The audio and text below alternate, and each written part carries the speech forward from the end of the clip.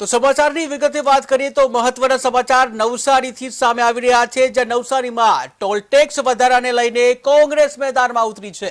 ત્યારે બોરિયાજ સહિત અનેક ટોલ ટેક્સ પર ભાવ વધારો કરવામાં આવ્યો, જ્યાં ભાવ વધારા તેમજ અધૂરા સર્વિસ રોડ મામલે વિરોધ પ્રદર્શન કરવામાં આવ્યું। ત્યારે ચીખલી તાલુકા કોંગ્રેસ દ્વારા વિરોધ પ્રદર્શન કરવામાં આવ્યું, જ્યાં વાંસદાના કોંગ્રેસ ધારાસભ્ય અનંત પટેલ હાજર રહ્યા છે। ત્યારે ચીખલી મામલતદારને આવેદનપત્ર આપવામાં આવ્યું છે, જ્યાં નેશનલ હાઈવે બ્લોક કરવાની પણ ચીમકી ઉચ્ચારવામાં આવી છે। તો મહત્વના સમાચાર સામે આવી રહ્યા છે નવસારીમાં, જ્યાં ટોલ ટેક્સને લઈને વિરોધ જોવા મળી રહ્યો છે।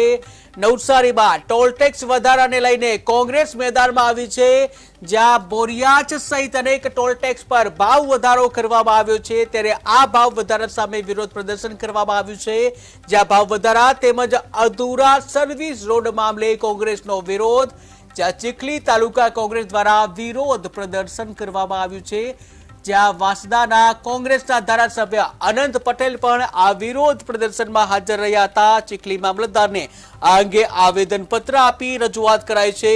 ત્યારે નેશનલ હાઈવે બ્લોક કરવા અંગેની પણ ચીમકી ઉચ્ચારવામાં આવી છે। તાલુકા કોંગ્રેસ દ્વારા આજે જે બોરિયાજ નવસારીના ટોલ ટેક્સ તેમજ કામરેજ ટોલ ટેક્સ તેમજ વલસાડના ટોલ ટેક્સ દરેક જગ્યાએ ટોલ ટેક્સમાં ભાવ વધારો કરવામાં આવ્યો છે, એના વિરોધમાં અમે આજે આવેદનપત્ર આપ્યું છે। અને એની સાથે ભારતના બંધારણ મુજબ આર્ટિકલ 19 મુજબ અમને જે ભારતમાં મુક્તપણે હરવા ફરવાનો અધિકાર મળે છે, એ અધિકાર આ ટોલ ટેક્સના કારણે અમારો અધિકાર છીનવાઈ જાય છે। એ અધિકાર અમને પુનઃ બહાલ કરવામાં આવે। ટોલ ટેક્સના જે પણ એજન્સી છે એમણે દરેક જગ્યાએ અમને સર્વિસ રોડ આપવો જોઈએ। ત્યાંની બાજુ રોડની બાજુની ગટરો ઉભરાતી હોય એ ગટરોના પાણીનો નિકાલ કરવો જોઈએ, રસ્તામાં આવતા ખાડાનો નિકાલ કરવો જોઈએ। એ કોઈ પણ કામગીરી આજ સુધી પૂરી નથી કરી।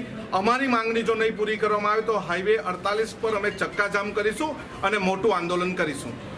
ચીખલી તાલુકા કોંગ્રેસ સમિતિ દ્વારા આજે જે